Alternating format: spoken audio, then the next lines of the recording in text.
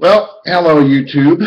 Um, I'm just going to make a really quick video on my Moto G.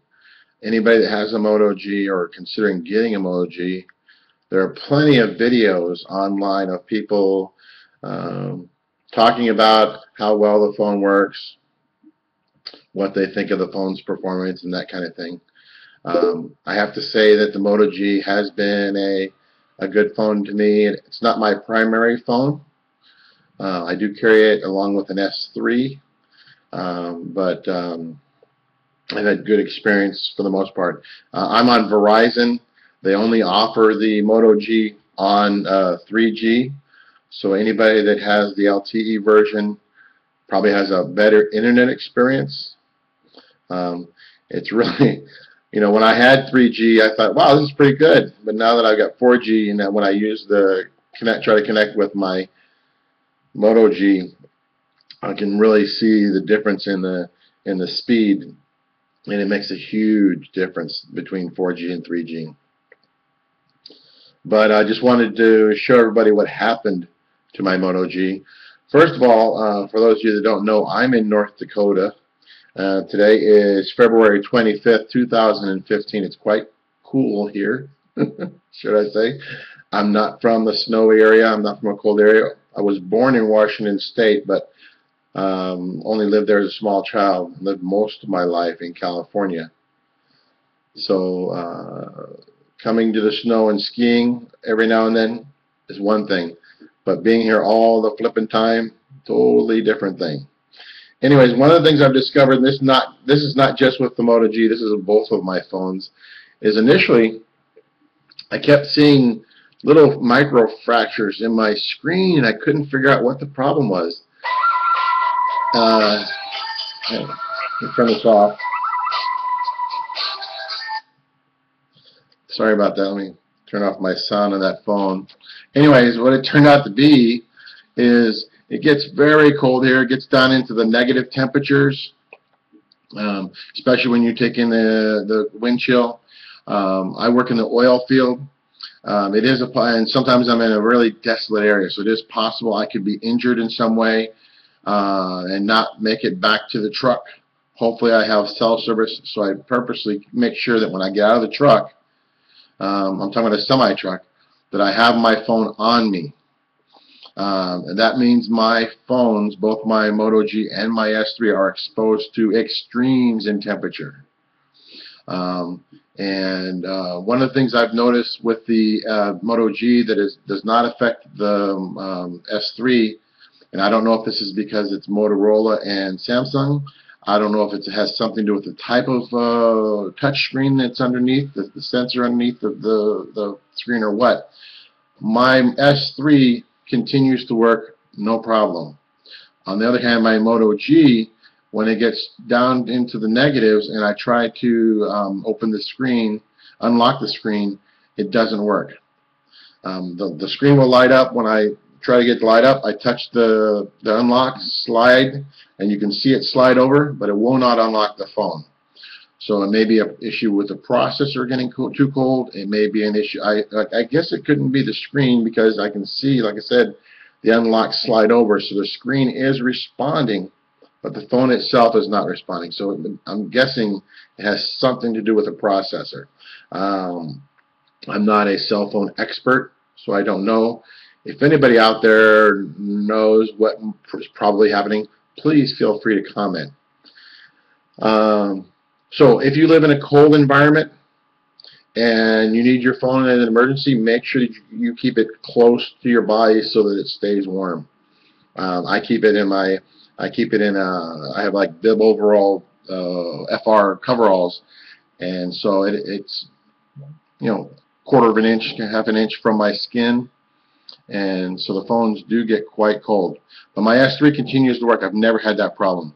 The problem I've experienced in both phones, like I said, is because of the microfracture, or because of the cold, they do get these fractures in the screen, cracks, basically. And it didn't register at first where these were coming from, and then one time I saw my phone fall from just a few inches onto a mat, not even on anything hard, just a mat. and the impact, because it was cold, caused the screen to crack. So again, if you live in a cold, very cold environment, keep it close to your body so it stays warm for both of those issues. Then the final thing for this particular phone is, like I said, I would have no problem. This is a good phone. I would have no problem buying the phone again. In fact, I am going to have to buy a phone again, and I'll probably buy this one, and you'll see why in a second. I was working again in the oil field. I do drive a semi, like I said. My truck is quite heavy when it's loaded, and in this particular case, I was loaded. I got out of the truck to put my ticket in the mailbox, came back to the truck, not realizing that the time prior at this particular location I must have dropped my phone.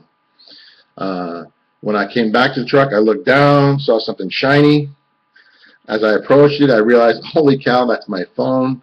Not only that, I saw that my tire tracks went across the phone. So now I'm thinking, oh no, my phone's going to be broken. I'm going to have to buy a new phone. Well, I picked it up. The screen was black. I pressed the button on the side, the power button. Holy cow, the freaking phone woke up. But take a look at it.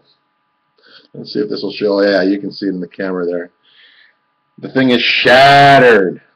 There was a song in the 70s or 80s called Shattered. Holy cow, look at that. But, as you can see, it survived. It still works. I can still make calls. I can still answer calls. I can do whatever I want with it. Just have to be very careful, because with all those splinters, I can cut myself. I've actually snagged my skin on it a couple times. This is a prepaid phone with Verizon. I just started my newest plan a few days ago.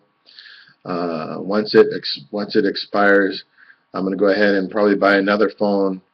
And this time I want to try it with AT&T. In this area, there's only two choices for cell service, AT&T or Verizon. If I'm going to have a prepaid phone, I figure I might as well try out AT&T and see how it works. And because I think I can get 4G here. Although I don't know if the Moto G second generation has 4G available. I know the first generation does, so I'll have to check into that. This particular phone is the first generation. Verizon only has the first generation Moto G available. It's only available on prepaid. You can't get it on postpaid. And if you want to use it on your postpaid, then you have to have the service for 6 months. Then you can switch it over. But then you're stuck on 3G. So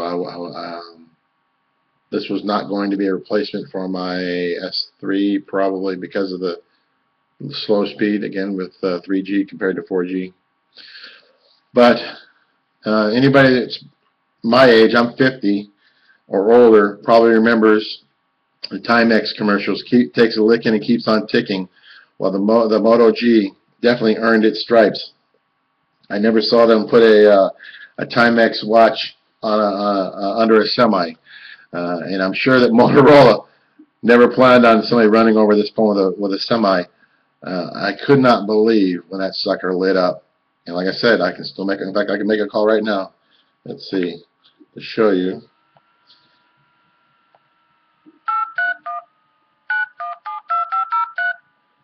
Calling my other. Oh. Now this is one thing I did discover. Even though I can make a call, it is a little bit difficult pressing that call button. It's pretty shattered down there. Somehow I got it to work earlier today. Let's see. Oh, of course. Oh, there it goes. So you'll see my other phone's going to light up here in a second. Oops. I have Google Voice on this phone, so I have to select which number to call from before it'll make the call. You can see that the phone's lit up, making the call, and now the call should be coming through.